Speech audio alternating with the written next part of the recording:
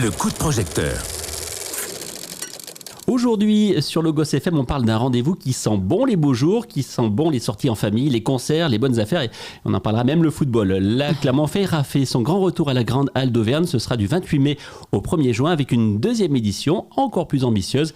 Plus de 400 exposants, des animations pour toute la famille, des concerts, des nocturnes, des journées gratuites, le tout dans une ambiance guinguette festive. Et pendant 5 jours, la Clermont-Ferrand veut mélanger shopping, découverte, gastronomie, loisirs, convivialité pour offrir une véritable sortie populaire et festive à tous les Auvergnats. Et pour nous dévoiler les coulisses et les temps forts de cette deuxième édition, j'ai le plaisir de recevoir en studio Myriam Bernard, c'est la directrice de la foire. Bonjour Myriam. Bonjour Yves. Bienvenue donc dans nos studios ce matin. La Clermont-Ferrand revient pour une deuxième édition. Dans quel état d'esprit êtes-vous quelques jours de l'ouverture ? Alors, écoutez, on a hâte de voir cet événement sortir de terre, puisque mes équipes et moi-même y travaillons sur cette deuxième édition depuis déjà quelques mois, de longs mois. Donc, on a hâte. Et puis, en même temps, on est sur les derniers préparatifs, les dernières petites choses, qui font pas la différence, mais qui sont importantes quand même. Quel bilan avez-vous tiré de la première édition ? Alors, c'était une première édition, on peut dire mitigée. On a une très bonne représentation et adhérence d'exposants l'année dernière, parce qu'on a fait 420 exposants. Cependant, on avait une ambition un peu plus importante en termes de visitorat. On espère que cette deuxième édition, on a réactivé, on a fait des axes d'amélioration sur cette deuxième édition qui sont très forts. On a bien écouté les exposants aussi qui nous ont apporté leur soutien et leurs conseils et leurs demandes. Donc, on espère que cette deuxième édition va être encore plus forte que la première. Voilà, il faut un événement, ça se concrétise pendant de longues années. C'est pas une édition, 2 éditions ou 3 éditions qui font la différence, c'est dans la durée. Donc, on espère que ça va fonctionner cette année. J'ai l'impression que cette deuxième édition, c'est un peu le retour de la foire traditionnelle, populaire, comme on l'aime. Alors, oui, bien évidemment, une foire reste une foire. Hein. On met en avant la partie business et commerce sur cette foire et la partie convivialité. Malgré tout, on essaye, même si c'est une foire traditionnelle, avec des univers traditionnels, on essaye quand même d'apporter une touche un peu plus moderne, j'ai envie de dire, original, notamment avec nos nocturnes ou toutes les animations immersives et participatives qu'on peut faire, ou même avec les corners tendances qu'on met en avant sur les univers. Alors on en parlera dans un instant, mais quels sont les grands univers donc représentés cette année sur la foire ? Il y a 5 univers donc qui sont représentés, somme toute classiques. Donc le premier c'est l'habitat extérieur, intérieur. Le deuxième c'est la partie gastronomie, bien évidemment. Le troisième tourisme, sport, loisirs. Le quatrième la mobilité. Le cinquième l'artisanat et le shopping. Et c'est dans ces univers-là justement que nous avons mis des corners tendances qui suivent un peu les tendances de la consommation. On parle par exemple du corner barbecue. Et en plus, on est famé avec le soleil qu'il va y avoir normalement. On est plutôt, le corner est plutôt bien positionné. On a un corner bien-être. Par exemple, on a cette année un marché de la mode vintage qui fait sur 500 mètres carrés. Là aussi, c'est d'actualité. Hein. Oui, une grande nouveauté. C'est d'actualité, la seconde main. Et donc, à travers des univers, des axes, des secteurs comme la décoration, les jouets, les vêtements, la friperie, etc. C'est une foire qui se veut très familiale et très conviviale aussi. Tout à fait, c'est une foire multigénérationnelle. L'idée, c'est d'aller chercher un public jeune comme un public senior. On a travaillé aussi pour ça sur des journées gratuites.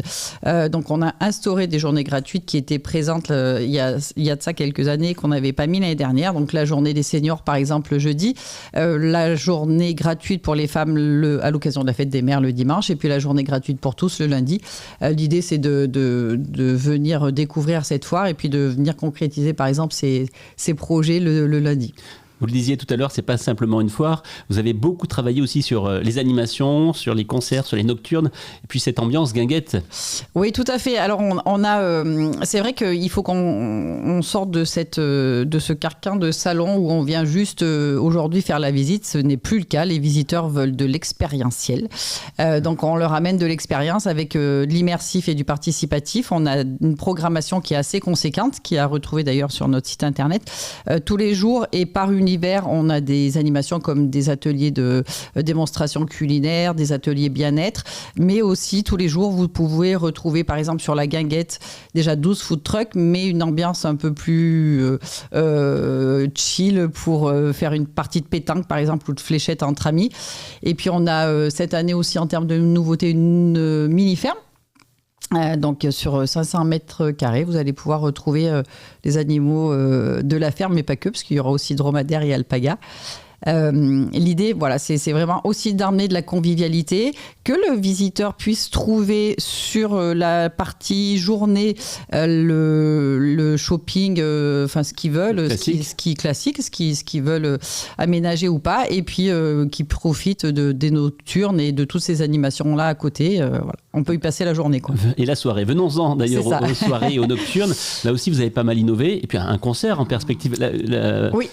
Alors, on avait déjà ces 3 nocturnes l'année dernière. On les a refait cette année, bien sûr, avec une programmation différente. Donc, le jeudi soir, c'est l'afterwork de la Feira avec DJ Cooley. Donc, c'est un DJ local. Le vendredi, c'est la Yellow Party. Donc là, vous pouvez retrouver l'ambiance du Sud-Ouest avec des brass bands de project, des bandas et l'orchestre local aussi, Bernard Becker, orchestre live. Donc là, l'idée Yellow Party, c'est d'être habillé ou d'avoir en tout cas un accessoire jaune, de jouer le jeu un petit peu comme les férias du Sud-Ouest. Et le samedi soir, donc on propose... Alors, petite nouveauté depuis quelques jours, parce qu'on suit l'actualité, à 18h, nous retransmettrons le match PSG-Arsenal sur grand écran à côté de la scène. Ensuite, derrière, vous pouvez regarder le match et profiter du concert de Jérémy Frérot et DJ Benz. Alors, Jérémy Frérot, ex-frérot de la VK, oui. Un artiste très populaire qui touche la famille, c'était l'objectif ? Oui, c'est ça. En fait, l'objectif, c'est de vraiment toucher une cible multigénérationnelle, comme je vous le disais tout à l'heure. Jérémy Frérot, c'est un artiste qui touche plutôt la famille. Et derrière, vous avez un DJ Benz qui fait les premières parties de Gims, pardon, je crois qu'on dit plus maître, et de soprano, et donc pour un public un petit peu plus jeune. Voilà, vraiment l'idée, c'est de mélanger les générations.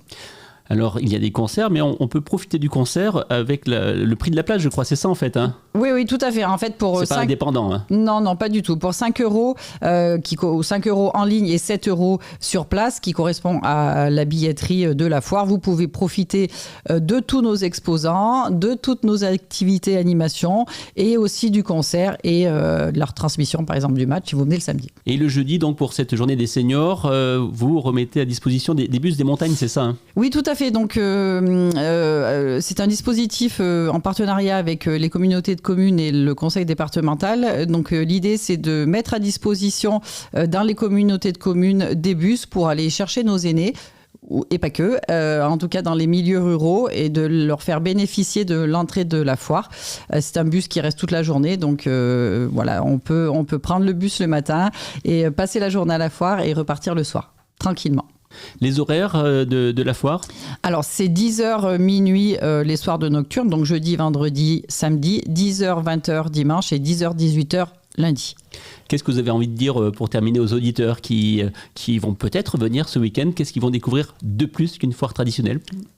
Alors, ils vont découvrir bien sûr nos exposants qui sont de qualité. D'ailleurs, on ne l'a pas spécifié, c'est 75% de nos exposants viennent du secteur Massif Central Auvergne-Rhône-Alpes.